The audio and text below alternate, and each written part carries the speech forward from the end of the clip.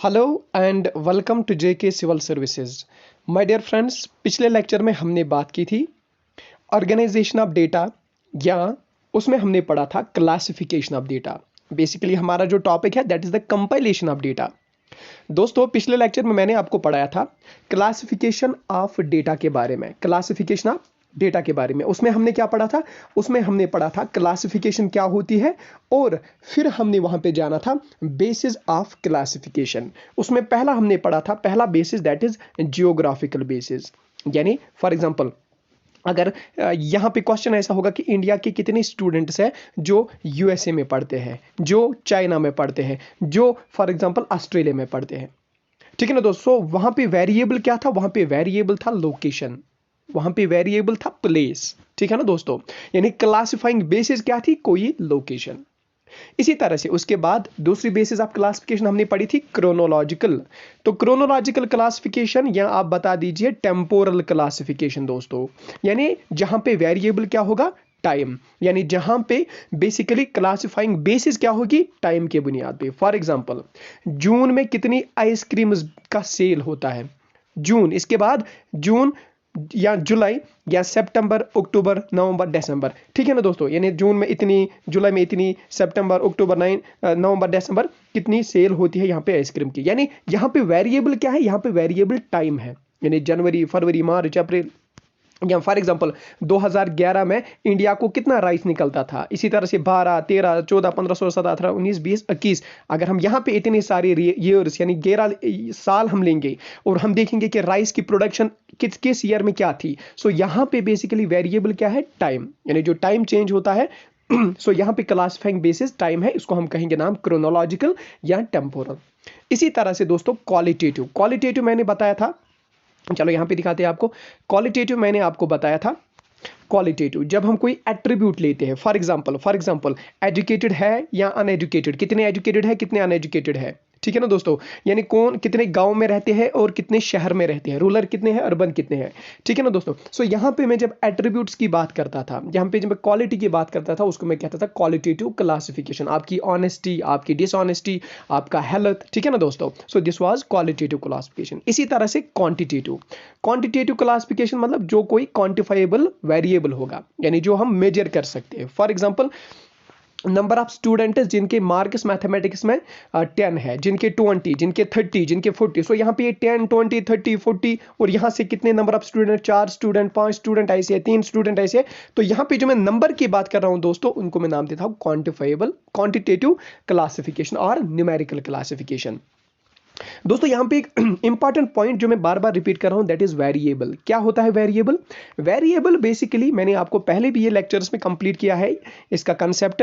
Variable वो चीज होता है जो चेंज होता है, जो चेंज होता है विद द टाइम, यानी जो अपना, लेकिन उसको quantification, it should be quantified. Quantified देखो दोस्तों, तीन चीजें हैं इसमें, चेंज, टाइम और क्वांटिफिकेशन। चलो पहले चेंज की बात करते हैं दोस्तों। चेंज मैंने क्या बोला आपको? फॉर एग्जांपल, आपकी हाइट आप छोटे थे तो फॉर एग्जांपल 30 सेंटीमीटर के थे, फिर इसके बाद बड़े हो गए। सो यहाँ पे आपकी हाइट क्या होती है? इंक्रीज होती है आपकी height. So your height gets changed. ठीक है ना दोस्तों, यहाँ पे आपकी हाइट 3, फॉर एग्जांपल अभी 5 फुट 6 इंच है या 5 फुट 4 इंच है। अब 2 साल पहले कितनी थी? कम थी, 5 ही फुट थी। ठीक है ना दोस्तों, so the height here is, it is, यहाँ पे मैंने इसका न्यूमेरिकल वैल्यू लिया 30 सेंटीमीटर या 40 सेंटीमीटर या 5 फीट 6 इंच या 5 feet 2 inch. So this is 5 feet 6 inch, 5 feet 2 inch, this is the numerical value. और ये विद द टाइम चेंज होता है, यानी जब बच्चे थे आप तो वहां पे आपकी हाइट बहुत कम थी। सो विद द टाइम जब कोई चेंज होता है और एक क्वांटिफाइबल मेजरमेंट होगा जिसको आप मेजर कर सकते हो। फॉर एग्जांपल, आपने हाइट को मेजर किया, कैसे मेजर किया? कि 5 फुट 6 इंच या 5 फुट 2 इंच या 5 फुट 4 इंच। ठीक है ना, सो इसको मैं नाम देता हूं दोस्तों वेरिएबल। यानी वेरिएबल वो चीज जो विद द टाइम चेंज होगा लेकिन उसका कोई वैल्यू होगा, इसका कोई क्वांटिफाइबल वैल्यू होगा, इसको आप मेजर कर सकोगे, that is called as variable दोस्तों। ठीक है ना। चलो आज के लेक्चर में क्या पढ़ना है दोस्तों? पिछले लेक्चर में हमने क्लासिफिकेशन का थोड़ा सा किया था, लेकिन हम क्लासिफाई किसको करते हैं? हम क्लासिफाई रा डेटा को करते हैं दोस्तों। अब ये रा डेटा क्या होता है, इसी को आज हम इस लेक्चर में डिफाइन करेंगे। दोस्तों, रा डेटा को आप क्रूड डेटा भी बोलते हो, या क्रूड फॉर्म में जो डेटा आप लाते हो उसको आप रा डेटा बोलते हो। एग्जामिनर कभी कभी भावुक हो जाएगा तो क्वेश्चन पूछेगा कि रॉ डेटा को हम एक और नाम देते हैं, दैट इज अनक्लासिफाइड डेटा, यानी वो डेटा जो बिल्कुल अनक्लासिफाइड हो, जो आपने कलेक्ट किया है डेटा लेकिन अभी आपने इसको क्लासिफाई नहीं किया है। दोस्तों हम समझाएंगे आपको क्लासिफाई क्यों करना है, डेटा को हम रॉ डेटा क्यों कहते हैं, फिर इसके बाद इसको नेसेसरी क्यों है क्लासिफाई करना। सो इन शॉर्ट पहले आप इतना याद रख लीजिए कि raw data is also known as unclassified data and it is the highly disorganised data. दोस्तों ये बिखरा हुआ डेटा होता है, डिसऑर्गेनाइज्ड होता है। अभी हम दिखाएंगे आपको कैसे डिसऑर्गेनाइज होता है। सो यहां पे दोस्तों मैंने आपको बताया रॉ डेटा को हम अनक्लासिफाइड डेटा कहते हैं, या ये वो डेटा होता है जो क्रूड फॉर्म में होता है, जो हाईली डिसऑर्गेनाइज्ड होता है दोस्तों। सो या तो ये डिसऑर्गेनाइज होता है या इसको हम कहेंगे unorganised mass of items. Item क्या होता है दोस्तों? Every single unit, every single value in your data collection is called item. देखो दोस्तों फॉर एग्जांपल आपने यहां पे, चलो यहां पे दिखाई देते हैं आपको। फॉर एग्जांपल यहां पे आपको सर्वे करनी है, आपको देखना है कि मैथ में कितने स्टूडेंट्स ने marks obtained in mathematics bye 100 students in an examination. दोस्तों यहां पे 100 स्टूडेंट्स का डेटा दिया गया है, यानी एक क्लास में 100 बच्चे हैं। हमें देखना है कि मैथमेटिक्स में उनके कितने मार्क्स हैं। देखो एक बच्चे के 47, फिर 45, दूसरे बच्चे के इसके 10, इसके 60, इसके 51, इसके। देखो दोस्तों जो ये यहाँ पे आप देख रहे हैं ये बिल्कुल इस क्लास का डेटा है, जो मैंने इस क्लासरूम से क्लास 12th के बच्चों से मैथमेटिक्स के मार्क्स लिए। यहाँ पे बिल्कुल 100 स्टूडेंट्स हैं और 100 स्टूडेंट्स के मार्क्स देखो। देखो दोस्तों 100 स्टूडेंट्स की कैसे 1 1 2 3 4 5 6 7, ठीक है ना दोस्तों, 7 40 तक, 8 और यहाँ से 1 2 3 4 5 6 7 8 9 10, ये हो गए 80 और भी यहाँ पे दूसरी लाइन है वो अभी दिख नहीं रही है दोस्तों। सो हाँ यहाँ से आप देख पा रहे होंगे 1 2 3 4 5 6 7 8 9 एंड 10, ये हुए 10। ऐसे 1 2 3 4 5 6 7 8 9 10, यानी 10 into 10 इज इक्वल टू 100। यानी यहाँ पे मैंने 100 स्टूडेंट्स का डेटा लिया है, जो मैं क्लास 12th के बच्चों के पास गया। मैंने उनको बोला बच्चों बताओ मुझे आपको कितने मार्क्स आए मैथ में। इसने बोला सर 47। मैं दूसरे बच्चे के पास गया, बताओ बच्चे आपको कितने मार्क्स आए मैथमेटिक्स में। सर 45। आप बताओ सर 10। आप बताओ सर 60। इसी तरह से जब मैंने 100 स्टूडेंट्स का डेटा लिया तो मुझे ये डेटा मिला दोस्तों। लेकिन इसी को मैं कहता हूं अनऑर्गेनाइज्ड डेटा, इसी को मैं कहता हूं रॉ डेटा। देखो दोस्तों क्यों, अब मैं इसको रॉ डेटा क्यों कहूंगा, अब मैं इसको कच्चा डेटा क्यों कहूंगा, अब मैं उसको अनऑर्गेनाइज्ड डेटा क्यों कहूंगा, क्योंकि यहां पे मैं कोई कंक्लूजन ही नहीं ड्रा कर सकता हूं। यहां पे मुझे पता ही नहीं चलेगा कितने स्टूडेंट्स पास हुए और कितने फेल हुए। यहां पे मुझे पता ही नहीं चलेगा कि कौन सा स्टूडेंट टॉपर है, ठीक है ना दोस्तों। देखो मुझे नजर ही नहीं पड़ रही, यहां पे मुझे नजर पड़ी सबसे हाईएस्ट 80, यहां पे 82 भी है, ओ यहां पे 85 भी है, अच्छा यहां पे 90 भी है। सो इसे मुझे पता ही नहीं चलेगा कि टॉपर कौन आया है, पास कितने हुए हैं, फेल कितने हुए हैं। इसीलिए मैं उसको नाम दूंगा रॉ डेटा या अनक्लासिफाइड डेटा। सो दोस्तों अब मैं क्या करूंगा, इसी रॉ डेटा को अगर मैं चाहूंगा कि मुझे एक कंक्लूजन निकालना है, मुझे निकालना है कि टॉपर कौन आया है मैथमेटिक्स में, मुझे निकालना है कि पास कितने हुए हैं, मुझे ये देखना है कि फेल कितने हुए हैं दोस्तों, तो इसी को मैं कहता हूं कंक्लूजन, इसी को मैं कहता हूं कंक्लूजन निकालना किसी डेटा से। सो ये कब पॉसिबल है, ये दोस्तों तभी पॉसिबल है जब मैं इस रॉ डेटा को, जब मैं इस अनऑर्गेनाइज्ड डेटा को क्लासिफाई करूंगा। और क्लासिफाई भी कैसे करूंगा, इन द फॉर्म ऑफ सीरीज, जब मैं सीरीज बनाऊंगा। सो दोस्तों इन शॉर्ट अगर मुझे कंक्लूजन ड्रा करने होंगे तो मुझे इस रॉ डेटा को सीरीज में कन्वर्ट करना होगा, मुझे इस रॉ डेटा को ऑर्गेनाइज करना होगा, क्लासिफाई करना होगा इन द फॉर्म ऑफ सीरीज। फिर मुझे पता चलेगा कि कौन टॉपर आया है, कितने पास हुए हैं और कितने फेल हुए हैं। लेकिन मेरे दोस्तों मुझे पता है अब आप कंफ्यूज हुए होंगे, सर सीरीज क्या होती है, सर ये नया टर्म कहां से बीच में आ गई ये सीरीज। तो दोस्तों घबराने की बिल्कुल भी जरूरत नहीं, चलो पढ़ते हैं सीरीज क्या होती है। लेकिन सीरीज पढ़ने से पहले मैं आपको याद दिलाऊंगा कि ऑब्जर्वेशन क्या होती है। दोस्तों मैंने आपको मैंने आपको पिछले लेक्चर्स में पढ़ाया था व्हाट इज एन ऑब्जर्वेशन, या ऑब्जर्वेशन का एक और नाम है दोस्तों वैल्यू या आइटम या मेजर या मैग्नीट्यूड। देखो दोस्तों यहाँ पे मैंने 100 स्टूडेंट्स का डेटा लिया ना, हर किसी स्टूडेंट का डेटा होता है आइटम, ये भी एक आइटम, ये भी एक आइटम, ये भी आइटम, ये भी आइटम, ये भी, या ये भी ऑब्जर्वेशन, ये भी ऑब्जर्वेशन, ये भी ऑब्जर्वेशन, ये भी ऑब्जर्वेशन। सो यहाँ पे कितने ऑब्जर्वेशन है? 100 ऑब्जर्वेशन या 100 आइटम्स या 100 वैल्यूज या 100 मेजर्स। ठीक है ना दोस्तों? ओके अब हमने क्या बात छेड़ी थी? सीरीज की बात छेड़ी थी दोस्तों। तो सीरीज क्या होती है? सीरीज यानी जब रॉ डेटा को हम क्लासिफाई करते हैं इन द फॉर्म ऑफ सीरीज। लेकिन सर हमें डेफिनेशन बताओ सीरीज की। दोस्तों डेफिनेशन पढ़ने की जरूरत नहीं है, ऑब्जेक्टिव टाइप एग्जाम है, लेकिन थोड़ा सा डेफिनेशन बताएंगे। Series refers to the data which are presented in some order and sequence. यानी सीरीज का मतलब वो होता है जब आप इस रॉ डेटा को, जब आप इस अनप्रोसेस्ड डेटा को, जब आप इस अनक्लासिफाइड, अनऑर्गेनाइज्ड या क्रूड डेटा को, यहां से बैटरी भी डेड हो गई दोस्तों, इसको हम प्रेजेंट करेंगे इन सम लॉजिकल ऑर्डर या इन सम लॉजिकल सीक्वेंस। जब हम किसी सीक्वेंस में इसको प्रेजेंट करेंगे, इस डेटा को या अरेंज करेंगे। दोस्तों सीरीज का मतलब होता है जब हम इस डेटा को अरेंज करेंगे क्लासेस में इन ए गिवन ऑर्डर। ऑर्डर का मतलब या तो असेंडिंग ऑर्डर में या तो डिसेंडिंग ऑर्डर में। ठीक है ना दोस्तों? So in short the data when arranged, the data so arranged is called statistical series. और जब आप इसी डेटा को आप ऐसे अरेंज करते हो असेंडिंग फॉर्म में या डिसेंडिंग फॉर्म में या किसी सीक्वेंस में, तो मैं बताता हूं फिर this is the statistical series. तो दोस्तों इस स्टैटिस्टिकल सीरीज के एक दो टाइप्स है। एक टाइप है इसका सो यहां पे अब हम पढ़ेंगे टाइप्स ऑफ स्टैटिस्टिकल सीरीज। ठीक है ना दोस्तों? अगर अब एग्जाम में क्वेश्चन आता है, एग्जामिनर ऐसे क्वेश्चन पूछेगा, the conversion of raw data into the statistical series. जब हम कन्वर्ट करते हैं रॉ डेटा को किस में? Into the statistical series. For किस लिए? To draw the conclusion, to draw the result. क्योंकि जब आपको रिजल्ट चाहिए अब, इसीलिए आप रॉ डेटा को कन्वर्ट करते हो स्टैटिस्टिकल सीरीज में। तो दोस्तों इस स्टैटिस्टिकल सीरीज के कुछ टाइप्स है। एक टाइप है इसका इंडिविजुअल सीरीज। इंडिविजुअल सीरीज को हम नाम देते हैं सीरीज विदाउट फ्रीक्वेंसीज, जिस सीरीज में फ्रीक्वेंसी ना हो। दोस्तों फ्रीक्वेंसी क्या होती है अभी बताएंगे, लेकिन पहले टाइप्स यहां पे पढ़ेंगे।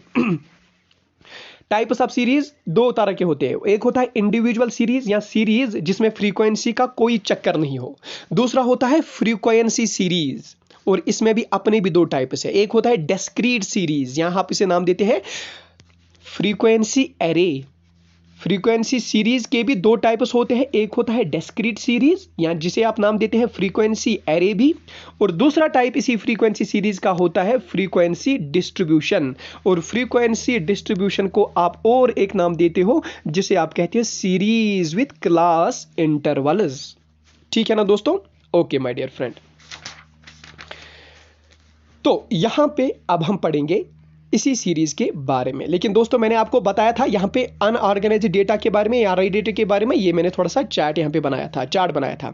या दूसरी एग्जांपल यहाँ पे ऐसी थी रॉ डेटा की कि अगर हमें मालूम करना होगा मंथली एक्सपेंडिचर क्या है फलानी घर की। फॉर एग्जांपल मेरा गाँव है, मुझे देखना है कि यहाँ पे 50 मकान है, यहाँ पे 50 फैमिलीज है। मुझे पता करना है कि इन 50 फैमिलीज में कितना खर्चा होता है, इनको हर महीने इनको कितना खर्चा होता है। For example family number A के पास में गया, मैंने देखा कि इनको हर महीने 1904 रुपए खर्चे होते हैं। फिर मैं दूसरी फैमिली के पास गया, उनको इतना, इनको इतना, इनको इतना, इनको इतना।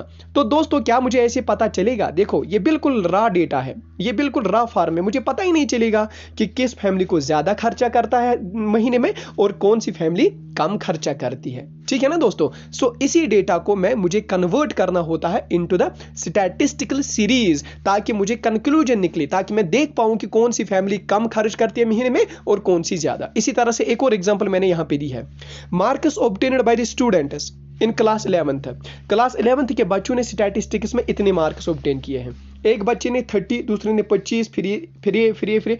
तो देखो दोस्तों यहां पे मुझे पता ही नहीं चलता हाईएस्ट कौन सा है, बच्चा किसने टॉप किया है या कौन सा बच्चा फेल हो गया है, तो मुझे ऐसे पता ही नहीं चलता। इसीलिए मुझे इसको कन्वर्ट करना है सीरीज में। सो मैंने आपको यहां पे अब पढ़ाया टाइप्स ऑफ सीरीज, इंडिविजुअल और फ्रीक्वेंसी। फ्रीक्वेंसी के भी दो, डिस्क्रीट जिसे आप फ्रीक्वेंसी एरे भी कहते हैं, या फ्रीक्वेंसी और फ्रीक्वेंसी डिस्ट्रीब्यूशन। ठीक है ना दोस्तों। अब हम पहले ही बात करेंगे इंडिविजुअल सीरीज के बारे में दोस्तों। देखो इंडिविजुअल सीरीज क्या होती है, आइटम्स आर लिस्टेड सिंगली, जहां पे आप आइटम को एक सिंगल लिस्ट करते हैं। अभी समझ आएगा, लेकिन थोड़ी सी डेफिनेशन याद रखो।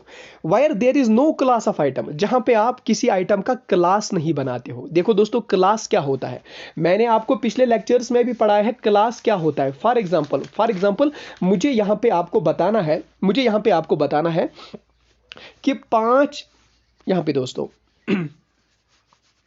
5 से 10 तक जिनके मार्क्स है, ऐसे कितने स्टूडेंट्स है, ऐसे फॉर एग्जांपल 2 स्टूडेंट है।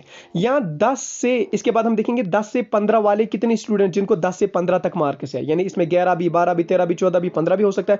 ऐसे कितने स्टूडेंट्स है, ऐसे 3 स्टूडेंट्स है। सो जो मैं ये कहता हूं ना, ये मैं एक रेंज ऑफ वैल्यूज जो देता हूं, इसको मैं रेंज कहूंगा ना, 5 से 10 ये रेंज है, लेकिन किसका, वैल्यूज का। वैल्यू मतलब 5 भी वैल्यू है और 10 भी कोई वैल्यू है, यानी जो मैं रेंज ऑफ वैल्यूज आपको बताता हूं, इसको मैं कहता हूं क्लास। और इस क्लास में कितने स्टूडेंट्स है, 2, यानी इसमें, यानी जिस स्टूडेंट को 5 से 10 मार्क्स आए हैं, ऐसे 2 स्टूडेंट्स है, तो मैं कहूंगा इस क्लास में कितने स्टूडेंट आते हैं, 2 स्टूडेंट। या मैं दूसरा क्लास बनाऊंगा 10 से 15 तक जिनके मार्क्स आए हैं स्टैटिस्टिक्स में, ऐसे 3 स्टूडेंट्स है। So the class is 10 to 15, यानी जिसमें द रेंज ऑफ वैल्यूज, जिसमें हम सेट ऑफ आइटम्स डालते हैं, उसको मैं कहता हूं क्लास। ठीक है ना दोस्तों, ओके। लेकिन इंडिविजुअल सीरीज में कोई भी क्लास ऑफ आइटम नहीं होता, अभी दिखाएंगे दोस्तों, अभी दिखाएंगे। And there is no frequency of item, यहां पे कोई फ्रीक्वेंसी भी नहीं होती है। यानी याद रखना, इंडिविजुअल सीरीज में ना कोई क्लास होता है, ना कोई फ्रीक्वेंसी होता है। यहां पे आइटम को सिंगली हम लिस्ट करते हैं दोस्तों। देखो मैं आपको यहां पे दिखाता हूं। फॉर एग्जाम्पल मुझे यहां पे देखना है कि स्टैटिस्टिक्स में बच्चों के मार्क्स कितने हैं। फॉर एग्जाम्पल मैं मार्क्स लिखूंगा 10। फॉर एग्जाम्पल एक क्लास में 20 बच्चे हैं, या 10 ही बच्चे हैं। एक ने लाए 10, दूसरे ने लाए 20, तीसरे ने लाए 25, फिर 26, फिर 25, फिर 28, फिर 29 और फिर 30। 1 2 3 4 5 6 7 8 और फिर 30 और फिर 25, हो गए 10 स्टूडेंट्स है दोस्तों। मुझे अब इस डेटा को, ये है ना रा डेटा, इस डेटा को मैंने अब ऑर्गेनाइज करना है, या मैं आपको यहां से दिखा सकता हूं, ये है ना रा डेटा, यहां पे दोस्तों स्टैटिस्टिक्स में इस बच्चे ने कितना लिया, इस बच्चे ने कितना लिया, इसको मैं यहां पे थोड़ा सा अब सिंगली डिफाइन करूंगा। देखो दोस्तों सबसे यहां पे, इसीलिए मुझे यहां पे 2 चीजें करनी है। इस इंडिविजुअल सीरीज के 2 वेज है प्रेजेंट करने के लिए। एक है according to the serial number और दूसरा है according to the ascending and descending order. देखो दोस्तों according to the serial number क्या है, अगर मैं यहां पे बच्चों को अरेंज करूंगा सीरियल नंबर के अकॉर्डिंग, फॉर एग्जाम्पल मैं एक बच्चे को क्लास में, सपोज 10 बच्चे हैं क्लास में जिनको स्टैटिस्टिक्स के मार्क्स है, मैं हर किसी बच्चे के पास मैं बोलूंगा बच्चा बताओ मुझे आपका रोल नंबर क्या है, roll number sir roll number 1, आपका roll number 2, roll number 3, roll number 4, roll number 5, इसी तरह से रोल नंबर 10 तक। मैं बोलूंगा रोल नंबर 1 के 2 मार्क्स, रोल नंबर 2 के 5 मार्क्स, रोल नंबर 3 के 10 मार्क्स, रोल नंबर 4 के 50 मार्क्स, रोल नंबर 5 के 100 में से 100 मार्क्स। ठीक है ना दोस्तों। सो जब मैं यहां से इस तरफ से मैंने क्या दिया, रोल नंबर बच्चों का, और इस तरफ से इनके मार्क्स, तो देखो सिंगली अरेंज हुआ, ना कोई क्लास ना कुछ, यहाँ पे रोल नंबर, यहाँ पे इसके मार्क्स, यहाँ पे रोल नंबर, यहाँ पे इसके मार्क्स। जैसे हमारे स्कूल्स में होता है ऐसे रोल नंबर दिया होता है और यहाँ पे इसके मार्क्स दिए होते हैं। ठीक है ना, रोल नंबर 1 के 2 मार्क्स, रोल नंबर 2 के 4 मार्क्स। ठीक है ना दोस्तों। So according to the roll number जब मैं यहाँ पे मार्क्स दूंगा, इसी को मैं नाम देता हूं according to the serial number, या इसी को मैं नाम देता हूं individual series. So in short individual series को मैं 2 तरीके से यहाँ पे प्रेजेंट कर सकता हूं, according to the serial number और according to the ascending order. फिलहाल हम बात करते हैं according to the serial number के बारे में दोस्तों। So marks arranged in order of their roll number. दूसरा, monthly expenses of hostel students arranged in the order of their room. देखो दोस्तों अगर मुझे ये पता करना है कि बच्चे कितना खर्चते हैं मंथ में, जो बच्चे हॉस्टल में रहते, मैं भी हॉस्टल में रहता था। फॉर एग्जांपल मेरे हॉस्टल में जहां पे मैं रहता था, उस हॉस्टल में 30 रूम्स थे। कितने रूम्स थे दोस्तों, 30 रूम्स थे। ओके, अगर मैं हर किसी रूम पे जाऊंगा, यहाँ पे मैं लिखूंगा रूम नंबर 1 और यहाँ पे मैं लिखूंगा इसका एक्सपेंडिचर 100 रुपए। फिर मैं रूम नंबर 2 के पास गया, इसका एक्सपेंडिचर 200 रुपए। फिर मैं इसी तरह से रूम नंबर 3, रूम नंबर 4, इसके 400, इसके 500 महीने में खर्च होते हैं। सो दोस्तों मैंने एक साइड से क्या लिया, रूम नंबर, और दूसरे साइड से मैंने एक्सपेंडिचर लिया दोस्तों।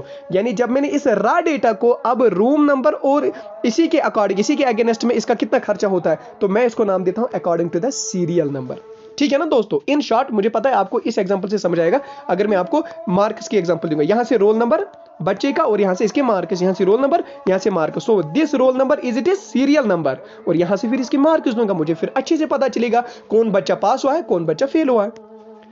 लेकिन मैंने दोस्तों यहां पे आपको बोला था इसमें कोई फ्रीक्वेंसी नहीं होती है, या इसमें कोई क्लास आइटम नहीं होता है, कोई क्लास नहीं होता है। देखो दोस्तों अब मैं फ्रीक्वेंसी की बात करूंगा पहले, जहां पे आएगा फ्रीक्वेंसी वहां पे मैं समझाऊंगा, लेकिन थोड़ा सा यहां पे मैं आपको फ्रीक्वेंसी बताता हूं क्या होता है। फ्रीक्वेंसी का मतलब होता है दोस्तों रेपिटेशन ऑफ द वैल्यूज।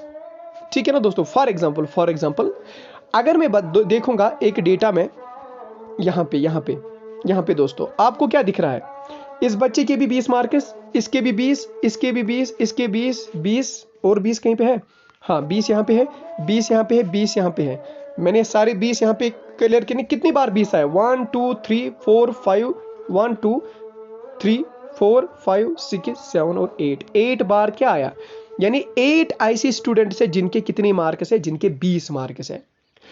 फिर से देखो ये मार्क्स है ना दोस्तों, इस टेबल में कितने स्टूडेंट्स ऐसे हैं जिनके 20 मार्क्स है, ऐसे स्टूडेंट्स 8 है जिनके 20 मार्क्स है। ठीक है ना। सो मैं इस 8 को बताता हूं frequency. The frequency of 20 marks is 8। The frequency of 20 marks is 8, क्योंकि 8 स्टूडेंट्स ऐसे हैं जिनके कितने मार्क्स है, जिनके 20 मार्क्स है दोस्तों, उसको मैं फ्रीक्वेंसी कहता हूं। लेकिन क्या जो मैंने यहां पे अब ये बनाया, जो मैंने यहां पे बनाया, क्या मैंने यहां पे फ्रीक्वेंसी नहीं लिखी? नहीं दोस्तों। लेकिन यहां पे एग्जांपल हम देखेंगे इसी का। रोल नंबर 1 के 30 मार्क्स, रोल नंबर 2 के इतने, फिर इसके रोल नंबर 4 के यहां से रोल नंबर और यहां से मार्क्स, यहां से रोल नंबर, यहां से मार्क्स, यहां से रोल नंबर, यहां से मार्क्स, यहां से रोल नंबर, यहां से मार्क्स। ठीक है ना दोस्तों। So this is called the according to the serial number, यानी individual series according to the serial number. अब हम बात करेंगे individual series according to the ascending and descending order. दोस्तों असेंडिंग ऑर्डर का मतलब होता है स्मॉलेस्ट को पहले लिखो और लार्जेस्ट को बाद में लिखो, और डिसेंडिंग ऑर्डर का मतलब होता है हाईएस्ट को पहले लिखो और लोवेस्ट को बाद में लिखो। ठीक है ना दोस्तों। यहां पे मैं आपको समझा पाऊंगा। देखो अगर हम इनके मार्क्स अरेंज करेंगे अब according to the ascending and descending order. According to the ascending order, ascending में पहले स्मॉल और फिर बाद में लास्ट में आप देखोगे सबसे कम मार्क्स 10 है, 10 फिर 15, फिर 15, यहां पे हम देखेंगे फिर 45, यानी सबसे कम मार्क्स आए 10। कितने बच्चों को आए? 4 बच्चों को 10 आए हैं। और यहां पे फिर हम देखेंगे सबसे हाईएस्ट मार्क्स 45। सो मैंने क्या किया, मैंने उसको अरेंज किया on the basis of ascending order in marks. मुझे अच्छे देखो अब अच्छे से पता चलता है, एक ही नजर में पता चलता है। अच्छा हाईएस्ट हुआ है 45, अच्छा लोवेस्ट हुआ है 10। Oh that is great. अच्छा लास्ट तो 10 हुआ है बच्चों का, अच्छा हाईएस्ट 45 हुआ है out of 50 marks. Okay that's great. ठीक है ना दोस्तों। So according to the ascending order. अजान हो रही है, अजान के बाद। तो दोस्तों इसी तरह से अब हम बात करेंगे data arranged in the descending order. Descending order में पहले हाईएस्ट वैल्यू आता है, इसके बाद लोवेस्ट वैल्यू आता है। सो हाईएस्ट मार्क्स कितने थे 45 और लोवेस्ट कितने थे 10। सो यहाँ पे मैं दिखाऊंगा ऐसे स्टूडेंट्स के marks on the basis of decreasing order, यहाँ डिसेंडिंग ऑर्डर दोस्तों। लेकिन हम क्या पढ़ रहे हैं अभी हम पढ़ रहे हैं इंडिविजुअल सीरीज। लेकिन दोस्तों आप खुद इंसाफ कीजिए, आप देखिए कि अगर हजारों स्टूडेंट होंगे या लाखों स्टूडेंट होंगे, क्या ऐसा पॉसिबल है कि मैं लाखों स्टूडेंट को ऑन द बेसिस ऑफ इनके रोल नंबर या ऑन द बेसिस ऑफ इनके रूम नंबर या ऑन द बेसिस ऑफ उनका असेंडिंग डिसेंडिंग ऑर्डर इनका डेटा दिखा सकता हूं और कोई रिजल्ट निकाल सकता हूं? नहीं, ऐसा बिल्कुल भी पॉसिबल नहीं है, क्योंकि मुझे वहां पे भी जंबलिंग हो जाएंगी, वहां पे भी वो जंक जैसे लगेगा दोस्तों। सो इसीलिए हमारी बुक यहां पे लिखती है कि organisation of data in the form of individual series is very simple. ये तो सिंपल है, is very simple form of presentation of data, but this method is not much use when the number of item is large. जब item ज्यादा होंगे, item क्या होता है, इसको मैं कहता हूं ये भी एक आइटम, ये भी एक आइटम, आइटम कितने आइटम है 1 2 3 4 5 6, और ऐसे कितने आइटम 1 2 3 4 5, यानी 30 आइटम्स टोटल है। 6 5 30, यानी 30 आइटम टोटल। लेकिन दोस्तों अगर आप देख लीजिए अब 1000 आइटम होगा, यानी 1000 स्टूडेंट्स होंगे, क्या वो पॉसिबल है कि मैं यहाँ पे कोई कंक्लूजन निकाल सकता हूँ? नहीं। सो इन शॉर्ट इंडिविजुअल मुझे वहां पे लगती है जहां पे बिल्कुल कम नंबर ऑफ स्टूडेंट होंगे। क्लास में 10 स्टूडेंट होते हैं, 20 स्टूडेंट होते हैं, 30 स्टूडेंट, उनके लिए मैं ऐसे कर सकता हूँ, इनके मार्क्स एक साइड से और इनका रोल नंबर एक साइड से। ठीक है ना दोस्तों, मैंने इस डेटा को ऑर्गेनाइज किया इंडिविजुअल सीरीज में। सो इंडिविजुअल सीरीज में दो तरह से मैं ऑर्गेनाइज कर सकता हूं, on the base of serial number और on the basis of in ascending और डिसेंडिंग ऑर्डर। ठीक है ना दोस्तों। अब हम बात करेंगे यहां पे दूसरी क्लासिफिकेशन पे, दूसरे बेसिस पे, दैट इज फ्रीक्वेंसी सीरीज के बेसिस पे दोस्तों।